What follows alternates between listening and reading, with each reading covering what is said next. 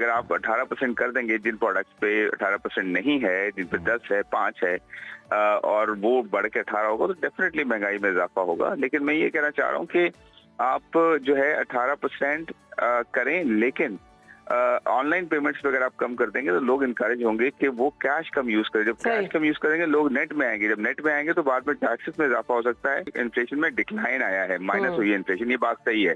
But अभी 1 महीना हुआ है, जो बात की जा रही है ना कि आप 35% से 26 पे आ गए हैं या 26 से 17 पे आए, वो पिछले साल का जो बेस होता है, यानी कि पिछले साल ज्यादा थी तो अब कम नजर आ रही है।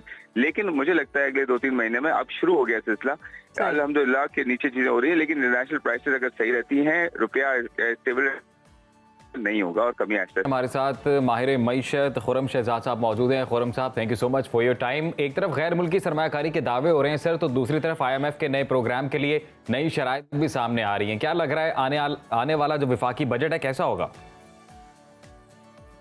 हाँ जी, अस्सलाम वालेकुम, बहुत शुक्रिया जी मुझे लेने के लिए।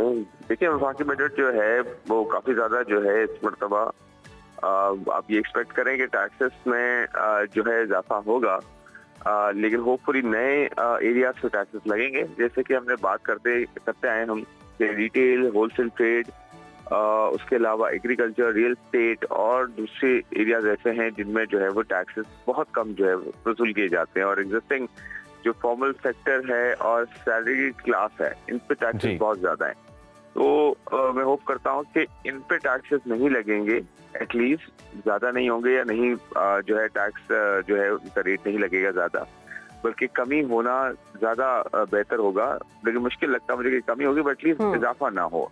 लेकिन दूसरे पर टैक्सेस लगाना इसलिए जरूरी है कि IMF का जो टारगेट है 12.5 ट्रिलियन रुपए का, 12,500 अरब रुपए, तो वो आप कहाँ से फिर पूरा करेंगे? तो मेरे ख्याल में वो जो ये मिनिस्ट्री ऑफ फाइनेंस ये बोलती भी आई है कि जी 5 ट्रिलियन का जो है वो चोरी है टैक्स की, तो उसको आपने कहीं ना कहीं से पूरा करना है। तो ये अगर चोरी आप देख रहे हैं कहाँ हो रही है तो उसको कैसे पूरा करना है? ये पर जो 18% टैक्स की एक नई शर्त सामने आ रही है, तो इस हवाले से आप क्या कहेंगे? महंगाई कितनी बढ़ेगी? है ना, बहुत सारी प्रोडक्ट्स, बल्कि ये तो क्रॉस ओवर 18% ही है।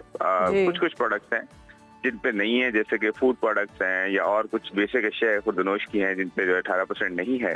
तो मेरा नहीं ख्याल 18% जो है बेसिक फूड की जो है वो प्रोडक्ट्स पे लगेगा।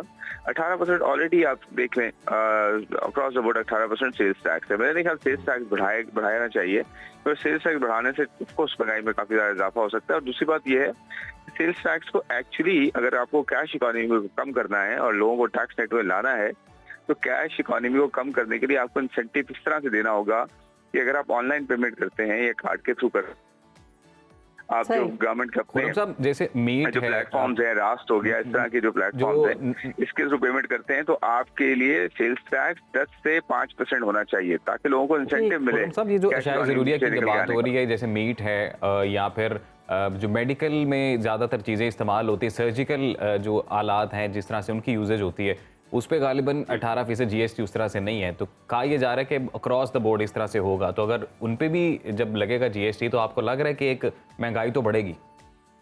ऑब्वियसली, मतलब ये तो कोई दो राय नहीं है कि अगर आप 18% कर देंगे जिन प्रोडक्ट्स पे 18% नहीं है, जिन पे 10 है, 5 है और वो बढ़ के 18 होगा तो डेफिनेटली महंगाई में इजाफा होगा। लेकिन मैं ये कहना चाह रहा हूँ कि आप जो है 18% करें, लेकिन ऑनलाइन पेमेंट्स पे अगर आप कम कर देंगे तो लोग इनकरेज होंगे कि वो कैश कम यूज करें। जब कैश कम यूज करेंगे लोग नेट में आएंगे, जब नेट में आएंगे तो बाद में टैक्सेस में इजाफा हो सकता है और जो है बेहतरी हो सकती है। कहने का मतलब ये है। खुर्रम साहब, इतलात ये भी आ रही हैं कि IMF पहले ये देखेगा कि जो शराइत उन्होंने दी हैं वो बजट में शामिल की गई हैं या नहीं, टैक्स लगाए गए या नहीं, उसके बाद वो प्रोग्राम की मंजूरी करेगा। तो क्या ऐसा होगा?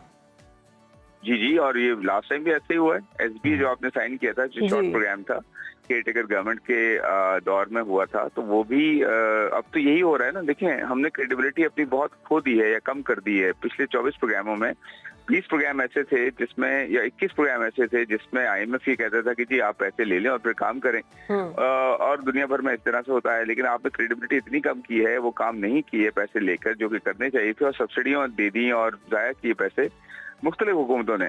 तो अब IMF ये कहता है कि जी अब हम आप पर ट्रस्ट इतना से नहीं करते कि हम आपको पैसे दे देते हैं और आप काम नहीं करते और बाद में फिर हमारे पास आ जाते हैं, तो अब आप पहले काम करेंगे फिर पैसे लेंगे, इसे कहते तो हैं खुरम front loaded। साहब, जो लास्ट ईयर बजट आया था उसमें भी हमने देखा था कि 18% मुख्तलिफ अशिया पर GST लगाई गई थी। अब दोबारा से जब लगाएंगे तो क्या बहुत बड़ा तूफान नहीं आएगा महंगाई का आवाम पर? नहीं, 18% लगी नहीं थी, 17 से 18 जी, की जी, गई जी। थी, यानी कि 17% था, 1% इजाफा किया था। और कुछ प्रोडक्ट ऐसी हैं जिन पे 18% नहीं है। हाँ, जैसे मैंने कहा ना, फूड प्रोडक्ट्स हैं, बेसिक अशिया, जी। फार्मास्यूटिकल्स हैं, फूड है।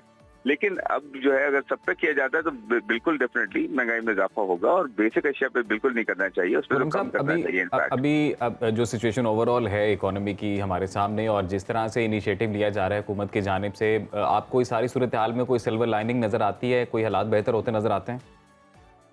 देखिए, स्टेबिलिटी तो आ गई है दोबारा। पहले तो स्टेबलाइजेशन की तरफ आते हैं ना, आप डिफॉल्ट की तरफ चले गए थे, स्टेबलाइजेशन आ गई है, अब यहाँ से ग्रोथ की तरफ जाना है, जिसके लिए हमें एनर्जी को बेहतर करना है ताकि सस्ती एनर्जी हो, टैक्सेस को फॉर्मल सेक्टर पे कम करना है ताकि जो है इन्वेस्टमेंट हो। उसके साथ साथ आपने जो कर्जे हैं गवर्नमेंट को वो बड़े मैनेज करने हैं। और चौथी चीज ये कि प्राइवेटाइजेशन के प्रोग्राम को आगे लेके चलना है। पांचवी चीज जो है ना वो डिवोल्यूशन ऑफ पावर्स है कि आप लोकल लेवल पे लेकर आए पावर्स को, और फाइनेंस एंड एडमिनिस्ट्रेशन ये सारी लोकल लेवल पे खुरम लाएं साहब, ताकि आम माजरत के आदमी साथ सर, को वक्त कम है, फायदा जाते हो। जाते एक और सवाल का जवाब बस अगर आप दे दें कि टैक्स कलेक्शन को कैसे बेहतर बनाया जा सके। टैक्स नेक में तो ज्यादा से ज्यादा लोग हैं, टैक्स कलेक्ट कैसे किया जा सके प्रॉपर तरीके से? जैसे मैंने शुरू में कहा कि 5 ट्रिलियन जो है वो चोरी होती है, और ट्रैक एंड ट्रेस की बात हो रही है, डिजिटाइजेशन की बात हो रही है, कैश को कम करने की बात हो रही है। तो ये सारे तरीके हैं, अमल करना चाहिए। ये सारे हम बातें करते आए, अमल की जरूरत है। अमल होगा तो ये बेहतरी होगी, नहीं होगा तो फिर वो बातें ही होंगी और दोबारा प्रॉब्लम जो है तो चलती खुरम रहेंगी। साहब, ये वैसे तो बातें करी है हुकूमत बड़े बड़े कि हमने महंगाई जो है उसकी शरह में हमने कमी लाई है, शरह 38 से या 17% पर आ गई है। तो आपको लगता है कि वाकई कोई कमी हुई है सूरत हाल जो हम देख रहे हैं? देखें, जो पिछला महीना गया है इसमें एक्चुअली मंथ यानी कि एक महीने के चेंज के बेसिस पे इन्फ्लेशन में डिक्लाइन आया है, माइनस हुई है इन्फ्लेशन, ये बात सही है। बट अभी एक महीना हुआ है, जो बात की जा रही है ना कि आप 35% से 26 पे आ गए हैं या 26 से 17 पे आए, वो पिछले साल का जो बेस होता है, यानी कि पिछले साल ज्यादा थी तो अब कम नजर आ रही है।